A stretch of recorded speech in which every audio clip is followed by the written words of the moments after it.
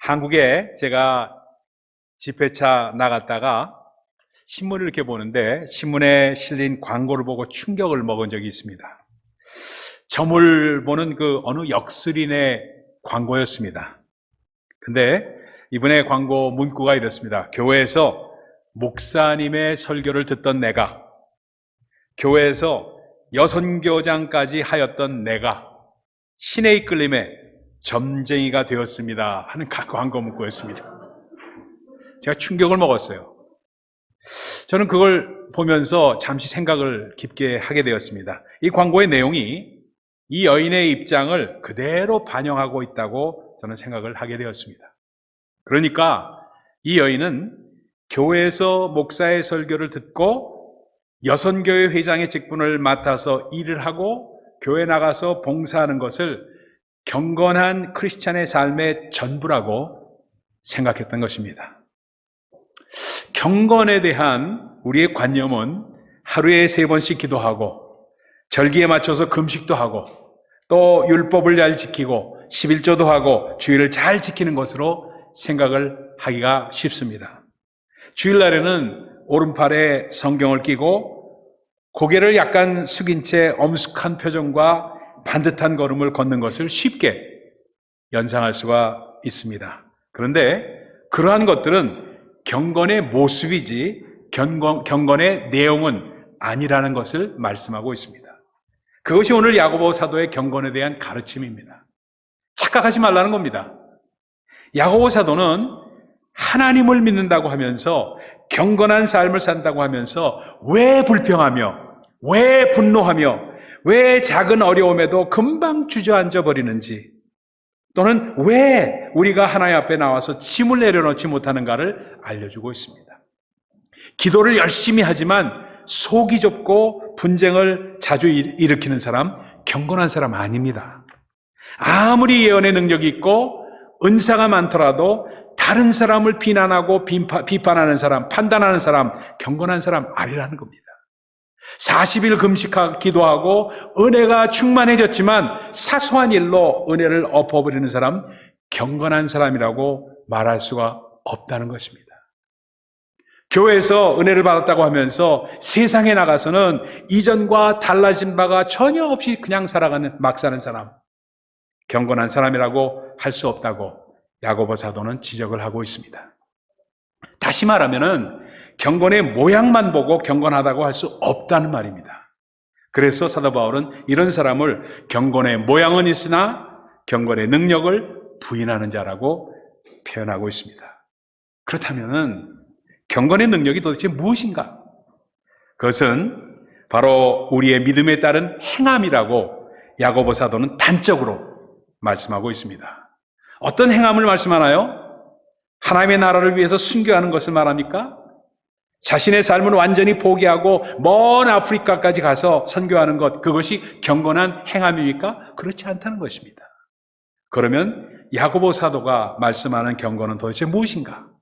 몇 가지로 오늘 말씀을 나누고 있습니다. 첫 번째는 경건은 듣기를 속히 하는 것이 경건이라고 말씀합니다.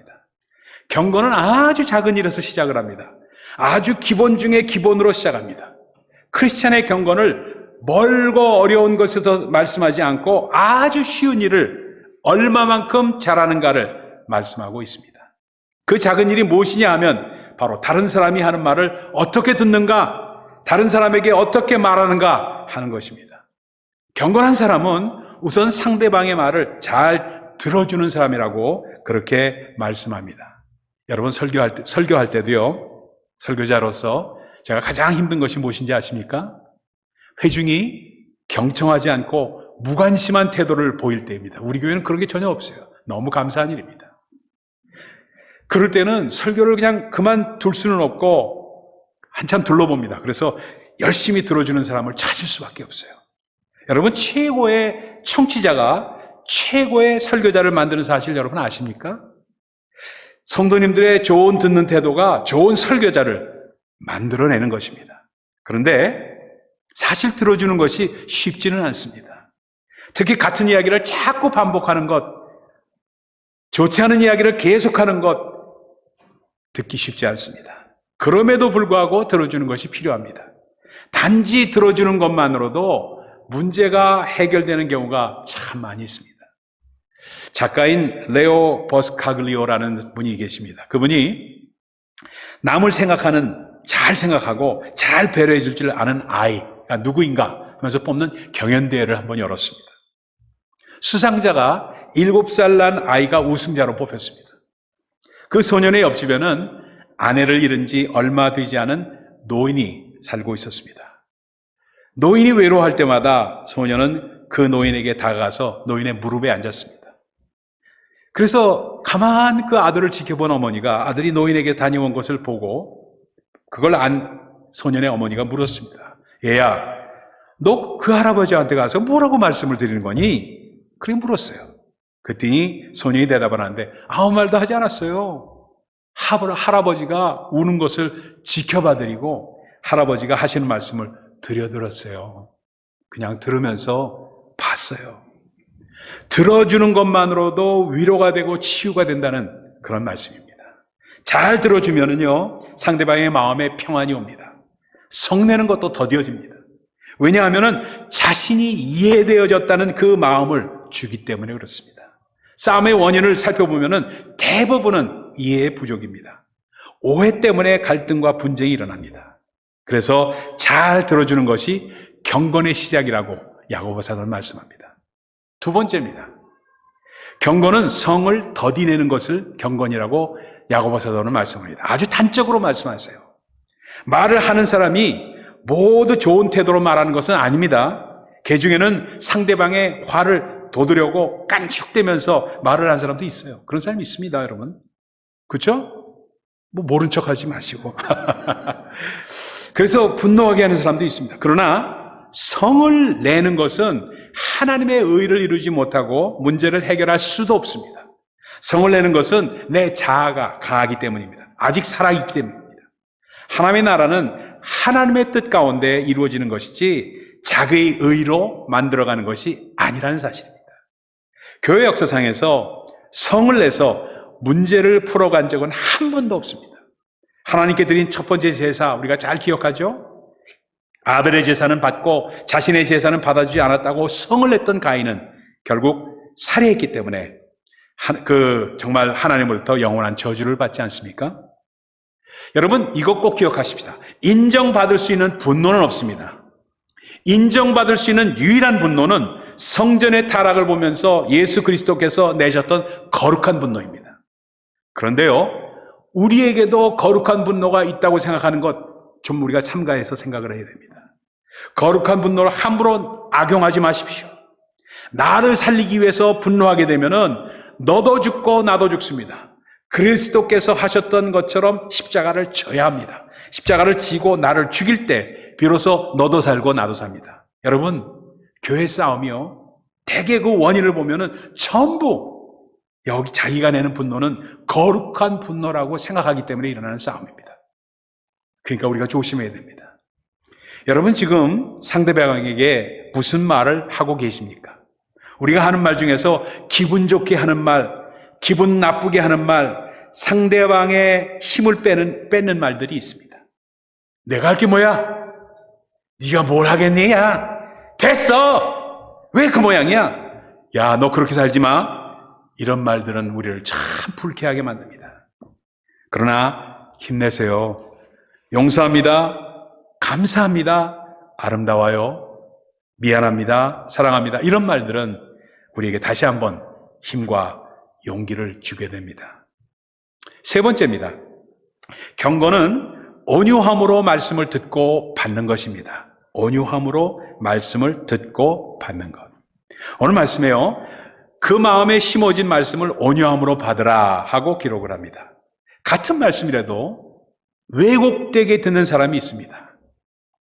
빼딱한 그러한 부정적인 시각을 갖고 있는 사람입니다. 그러니까 부정적인 시각을 갖고 있으면은 온유함으로 말씀을 받을 수가 없기 때문에 온유함으로 말씀을 듣는 자, 그 사람이 경건한 사람이라고 지적해서 말씀합니다. 말씀을 받는 것은 그 마음이 어떠냐에 따라 달라집니다. 그 마음에 평화가 있는 사람은 어떤 말을 들어도 온유함으로 들을 수가 있습니다. 그런데 그 마음에 미움과 오해와 시기가 있으면 어떤 말을 들어도 그 마음에 비추어 듣게 됩니다.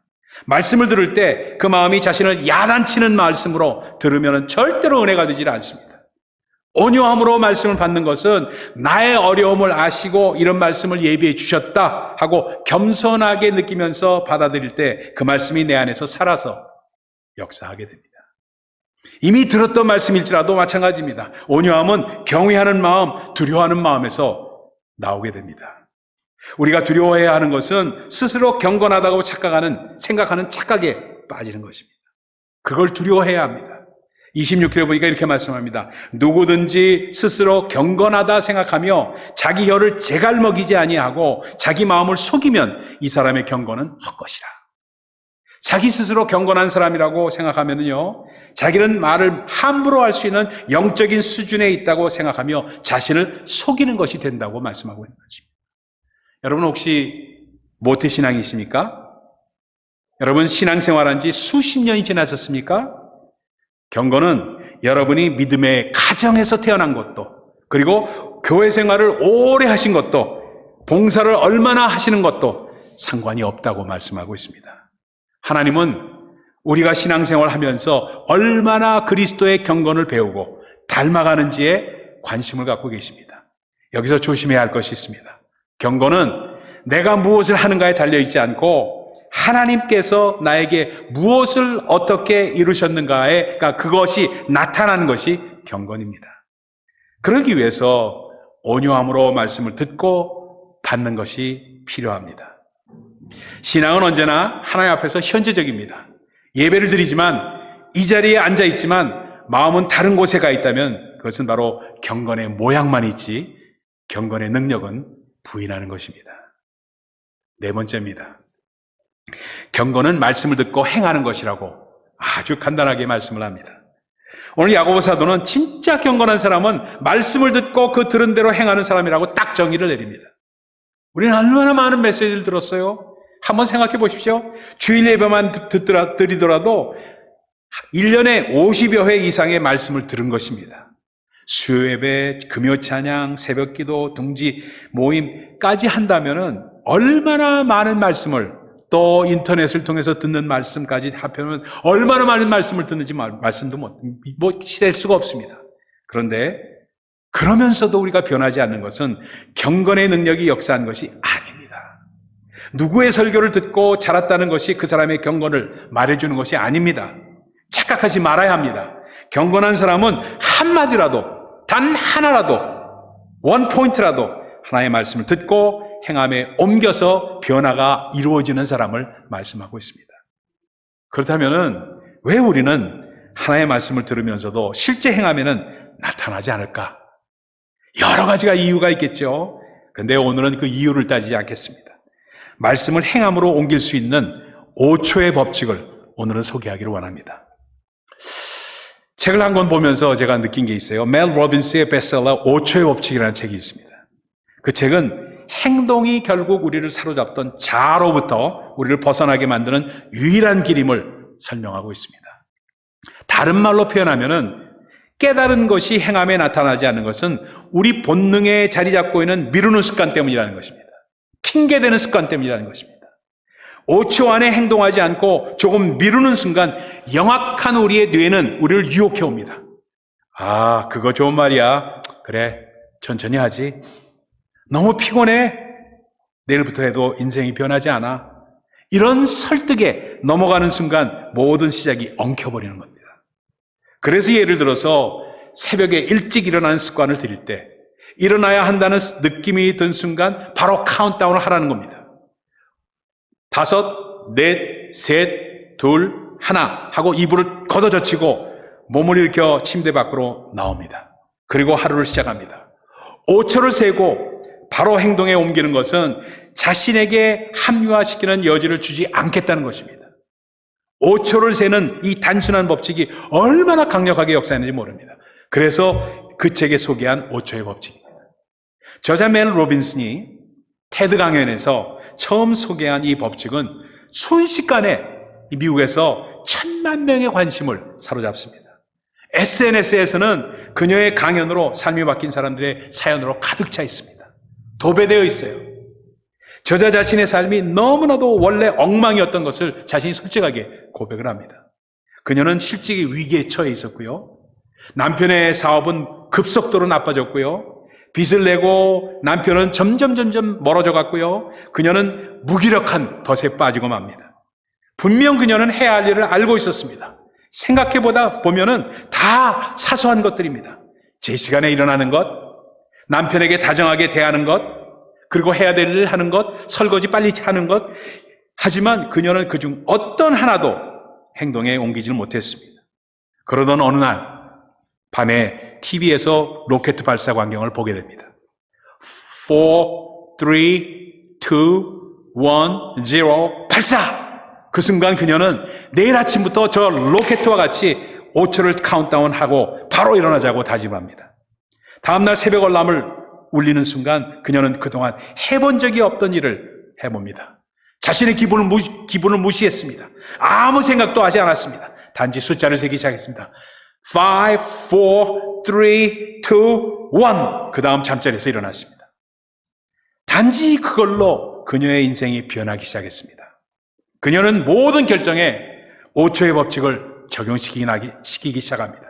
운동을 해야 하는데 피곤해서 하기 싫어지는 순간 5초를 센 다음에 문 밖으로 나갔습니다. 남편에게 까칠한 모습을 보이고 있을 때 5초를 센 다음에 다정하게 말을 건네기 시작했습니다. 그리고 나서 나타난 가장 큰 변화가 뭐냐면 자존감의 변화였습니다. 무기력에 빠져있던 그녀는 무언가 자기도 할 수 있다는 자신감을 얻게 됩니다. 지금 그녀는 가장 주목받는 CNN 방송의 진행자이다 라이프 코치로 일하고 있습니다. 우리가 해야 할 일을 하지 못하는 이유는 주저한 순간에 우리 뇌에게 설득당하기 때문이라고 그는 주장합니다. 놀고 있다가 일을 해야 한다는 느낌이 드는 순간 여러 가지 변명거리가 떠오릅니다. 조금 있다 해도 된다는 생각이 떠오릅니다. 5초의 법칙의 비밀은 그 변명거리를 차단하는 데 있습니다. 행동해야 한다는 것에 집중하면서 5초를 세는 순간에 우리의 뇌는 변명을 찾는 데서 관심을 끄게 됩니다.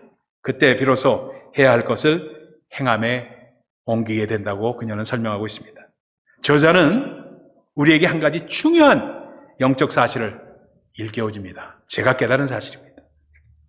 우리는 우리 스스로 무엇을 해야 하는지 잘 알고 있다는 사실입니다. 이미 초등학교 때, 아니면 유치원 때 다 배웠던 사실들입니다. 생각해보면 더 나은 삶을 살기 위해서 필요한 것은 아주 사소한 것들입니다. 아침에 일찍 일어나고, 꾸준히 운동하고, 집중해서 이야기하고, 말을 듣고, 주변 사람에게 다정하게 말하는 거, 그들의 말을 잘 들어주고, 삶이 변하는데 필요한 것은 엄청난 조언이 절대 아닙니다.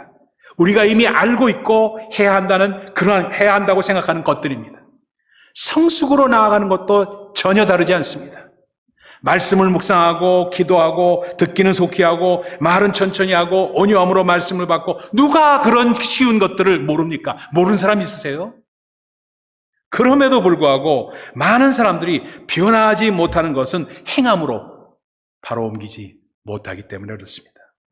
우리 뇌에 아주 달콤한 유혹, 자기 합리화의 그 변명에 빠져서 주저하고 미뤘기 때문입니다. 그래서 영어 단어에서 아주 제가 제일 싫어하는 단어가 있어요. procrastination이라고 말합니다. 뒤로 미루는 습관입니다. 그래서 뒤로 미루는 습관과의 전쟁을 치르고 5초 법칙을 활용해야 하는 것입니다. 하나님께서 전하시고자 하는 메시지가 무엇입니까? 말씀을 대하면서 스스로에게 묻고 또 물으면서 하나님께 대답을 구하고 행함에 옮기라는 것입니다. 그렇게 실천하는 사람은 그 말씀의 비밀을 깨닫게 된 경건한 사람이라고 야고보 사도를 통해서 우리에게 말씀합니다. 우리 주님도 이렇게 말씀하십니다. 나의 밭에서 소작을 붙이던 사람이 어느 날 일을 하다가 그 밭에 보화가 숨겨져 있는 것을, 금덩이 노다지가 발견된 것을 보면서 그 비유의 말씀을 우리 주님께서 들려주십니다. 정말 보화가 있다는 사실을 알고 나서 여기 보화가 있어 하고 만족하면서 그것으로 소작을 하면서 계속 살아갈까요? 아니라는 것입니다. 절대 그렇지 않습니다. 농부는 더 큰 것을 소유하기 위해서 작은 것, 자기의 모든 재산을 팔았던 것입니다. 그래서 그 밭을 산 거 아니에요? 그 비유를 들려주시잖아요. 그게 뭐예요? 성경이 들려주고 있는 우리 크리스찬들의 행함을 말씀하고 있지 않습니까? 머릿속에서만의 경건이 아니라 삶 속에서 온몸으로, 가슴으로, 발로 실천하는 경건이 필요하다는 것을 말씀하고 있습니다. 경건한 사람을 한마디로 정의한다면 행동하는 그리스도인이라고 말씀드릴 수가 있다는 사실입니다. 다섯 번째, 이제 마지막입니다. 그러면은 오늘 본문 말씀에 경건은 어떤 종류가 있는가 하고 설명을 덧붙이십니다. 경건에는 두 가지가 있는데 외적인 경건과 내적인 경건의 두 가지를 오늘 말씀하십니다. 외적인 경건은 어려움에 처한 사람, 가난한 사람 등 환난 중에 있는 사람들을 돌보는 행동을 말씀한다고 말합니다. 여러분 잘 아시는 마더 테레사의 일화로 대표되는 경건을 우리에게 말씀하고 있습니다. 인도의 캘커타는 인도의 큰 도시 중에 하나이지만 빈민들이 많이 살기로도 유명한 도시입니다. 그곳에는 마더 테레사가 세운 사랑의 집이 있습니다. 사랑의 집에는 구걸조차 할 수 없는 병들고 버려진 장애인들이 함께 모여서 살고 있는 곳입니다. 전 세계에서 돕고는 있지만 그들을 편하게 돌보기에는 턱없이 부족한 형편입니다. 어느 날 사랑의 집에 더 이상 먹을 것이 없다는 소식이, 탁 떨어졌다는 소식이 캘커타 시내로 퍼져나가게 되었습니다. 어느 가난한 인도 소년이 식탁에 앉아서 어머니에게 말을 합니다. 어머니, 저는 오늘부터 사흘 동안 설탕을 먹지 않겠습니다. 그러니 사흘분의 설탕을 제게 주십시오. 그 말을 들은 어머니가 무슨 이유가 있으려니 하고 생각하고 식사 후에 설탕을 아들에게 주었습니다. 소년은 이 설탕을 들고 사랑의 집으로 가지고 갔습니다. 테레사 수녀에게 건네주면서 말합니다. 내가 가지고 있는 것은 이것뿐입니다. 이것도 도움이 될 수 있을까요? 그 설탕을 받아든 테레사 수녀는 감격의 목소리로 말합니다. 이것은 가난한 소년이 먹지 않고 모아서 사랑의 집으로 가져온 사흘분 설탕입니다 하면서 소개를 합니다. 내가 가져야 할 것, 내가 먹어야 할 것, 내가 누려야 할 것을 나보다 덜 가진 사람, 나보다 불쌍한 처지에 있는 사람을 위해서 나누는 것, 그것이 외적 경건이라고 야고보 사도는 말씀합니다. 경건은 삶의 현장 속에서 그 빛을 발한다는 것입니다. 한편 두 번째로는요, 내적 경건이 있습니다. 이 내적 경건은 세상에서 자기 자신을 지키는 것입니다. 하나님의 백성들은 세상과는 구별되어 있지만 세상 속에 존재하면서 살아갈 수밖에 없습니다. 우리가 세상과 따로 분리되어서 따로려진 상태에서 산다면 어떻게 복음을 전하며 어떻게 우리의 사명을 세상에 감당할 수가 있겠습니까? 그러나 우리는 세상 사람들이 사는 모습으로 살아가서는 안 됩니다. 세상 속에 살면서 하나님의 사람으로서 자신을 지키는 것, 하나님의 사람으로 더욱 변화되어 가는 것이 내적인 경건입니다. 자신을 지키는 일은 참으로 힘이 듭니다. 자신을 지키기 위해서는 겉으로는 온유함을 드러내고 속으로는 세상과 동화되지 않기 위한 독함이 있어야 됩니다. 아주 독해야 돼요. 타인에게는 관대하고 자신에게는 엄격함이 있어야 합니다. 반대예요. 남에게는 엄격하고 자신에게는 관대한 사람이 이 세상에 얼마나 많습니까? 그 반대로 살아가라는 것입니다. 경건한 그리스도인이 되기를 원하십니까? 아주 작은 일부터 시작하십시오. 상대방의 말을 잘 듣는 일부터 시작하시기 바랍니다. 다른 일부터 시작하지 마세요.